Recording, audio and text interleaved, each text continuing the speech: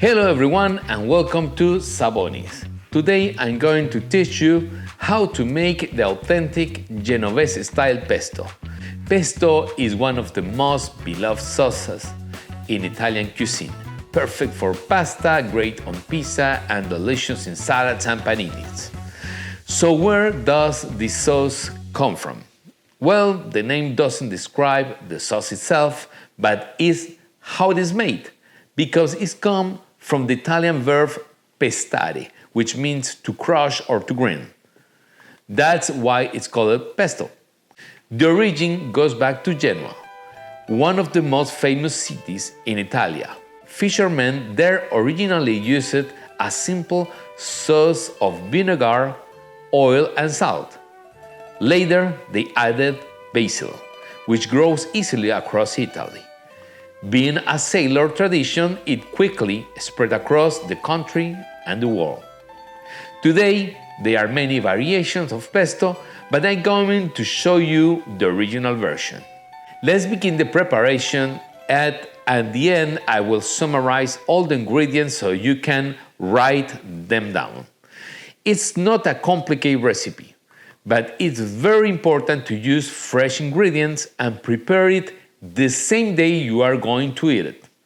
Pesto is not meant to be stored for weeks in the fridge.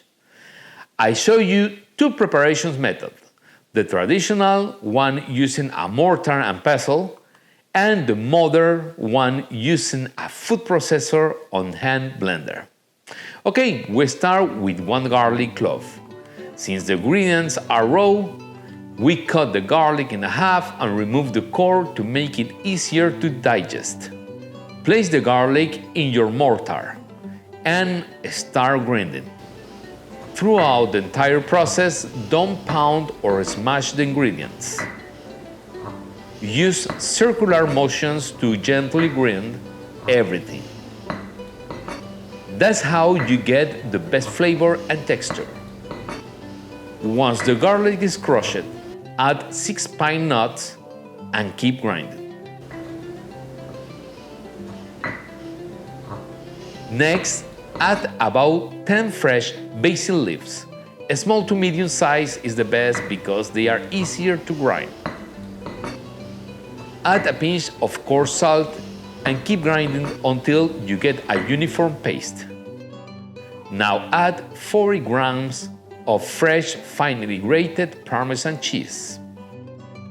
It's important to know that bad Parmesan cheese can ruin your pesto.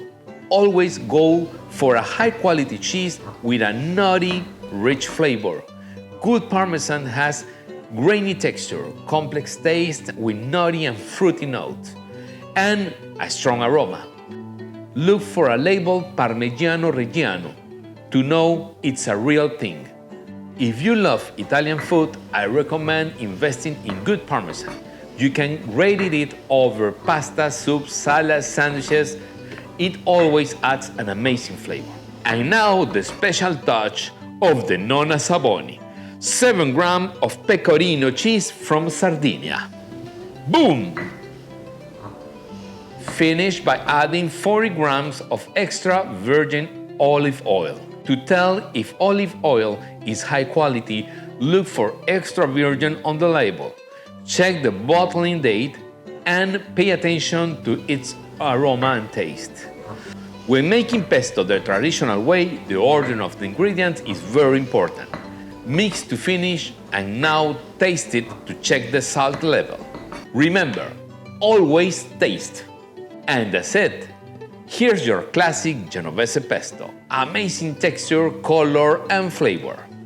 Now, as I promised, I show you the modern, homemade version.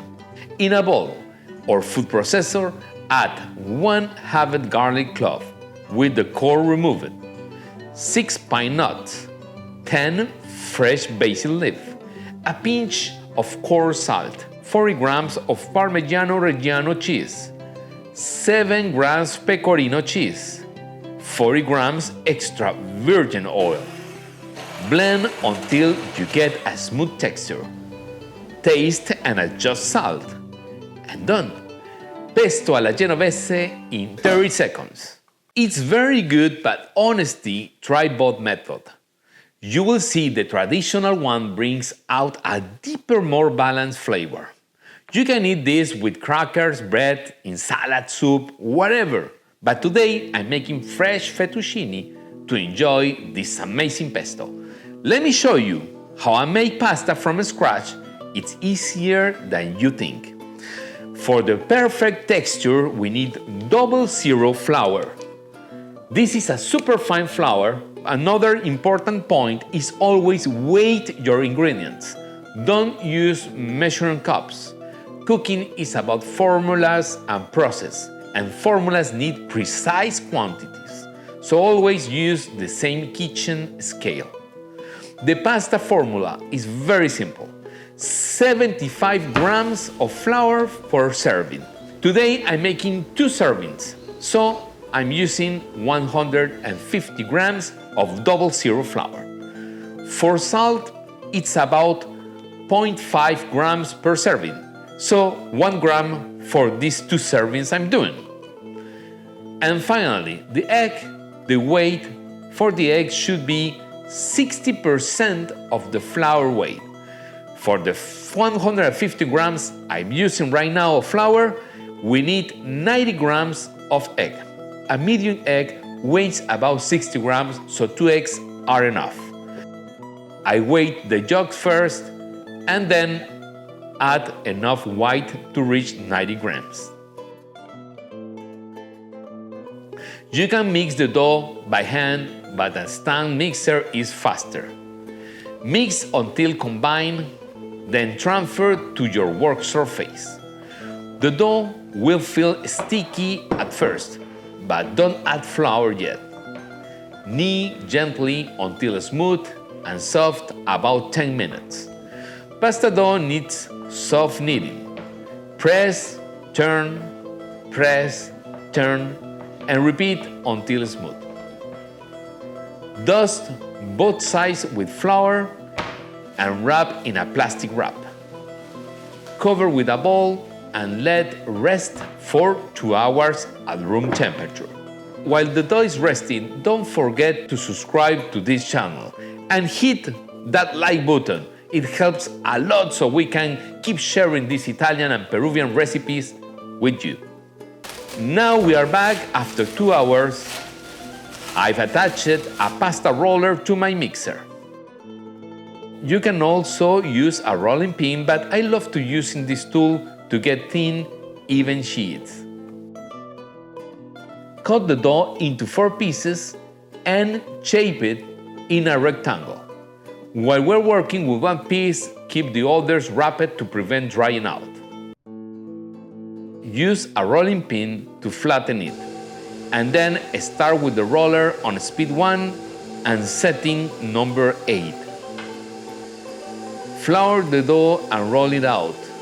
It won't look perfect at the first time, so reshape and flatten it again with the rolling pin. Roll again through setting number 8. Then go to setting number 7. As the dough stretches longer, you want to make it the same width as your cutter. So get the measure of your cutter and fold as needed. Continue to setting 6, 5, 4, 3, and finally the number 2. Sprinkle with flour to prevent the sticking. If you were making ravioli, go all the way to setting number 1 for extra thin sheets. But for fettuccine, setting number 2 is ideal. Once your sheet is ready, cut the ends straight. Dust with semolina flour and let it rest while you roll the others. Now that we have 4 sheets ready, switch the roller for the fettuccine cutter. Dust in flour and use speed 1. Feed the sheet straight. As the fettuccine comes out, dust with semolina and make a little nest. Or use a pasta dryer like I do. Now we cook. Boil 2 liters of water and add enough salt to taste like a broth. Only add pasta once the water is boiling. Gently stir to prevent sticking. How do we know when the pasta is ready? Taste it. A pasta packet usually takes 5 to 12 minutes to cook, depending on the size. You'll know it needs more time if it tastes hard. But fresh pasta only takes 1 to 4 minutes. You'll know it needs more time if it tastes gummy or rubbery. Perfectly cooked pasta should be al dente, firm to the bite, but not too soft or soggy. Why is important to know? Because true Italian pasta is finished in the pan with the sauce. You need to taste when it's ready to switch to the pan. But since pesto is cold sauce, we stop cooking once the pasta is al dente and toss it directly into the pesto, so let's do that. When your fettuccine is ready, transfer it to a cool bowl with pesto. Mix well. Plate it. Grate fresh Parmesan on top. Add basil leaf to garnish. And now taste it.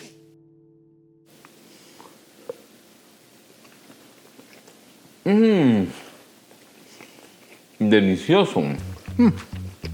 Now let's go over ingredients one more time. For 2 servings, for the pesto sauce, 1 garlic clove, have it core removed, 6 pine nuts, 10 fresh basil leaf, 1 pinch of coarse salt, 40 grams Parmesan cheese, 7 pecorino cheese, 40 grams extra virgin oil. Pasta, 100 grams double zero flour. Remember, 75 grams per serving. 1 gram of salt, 0.5 grams per serving. 90 grams of egg is the 60% of the flour weight. For the decoration, fresh basil leaves. I hope you enjoyed this recipe and try it at home. Leave your comment. Let me know how it's turning out. Ask me questions or tell me what recipe you want to see next. See you next video, and remember what Nonna Saboni always said: the art of cooking is an act of love. Serve it in every plate. Arrivederci!